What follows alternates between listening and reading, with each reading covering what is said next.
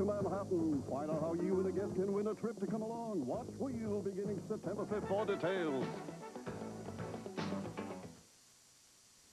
33 years ago, Frances Stack lost her vocal cords to cancer, but she kept on talking. She relearned the skill of speech, and as she improved her own lot in life, eventually she became a voice therapist. Recently, she was elected president of the International Association of Laryngectomies. Harry Porterfield has her story.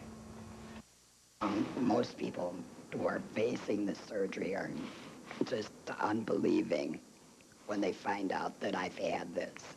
And sometimes I have to tell them that I have a tracheostomy and I've learned to live with it for all these years. When she was 23, doctors discovered Frances Stack had developed throat cancer. 3 years later, after opening a beauty shop, her larynx was removed. What's the most difficult part of it, ma'am? Oh, I think waking up after surgery to try to say something and the words aren't there.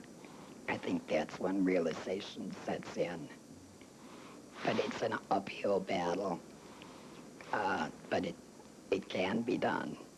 In 1978, Frances Stack was hired as a part-time speech pathologist here at Christ Hospital in Oak Lawn. 2 years later, she became head of the speech pathology department here.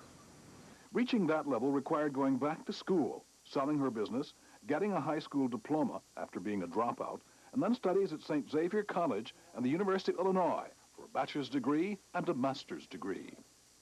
What do you say to folks who are facing laryngectomies? What do you do to inspire them, to help them through this very, very traumatic situation? I don't know that I do anything consciously except to just go and talk to them and tell them that I will be there as long as they need me and that life isn't over.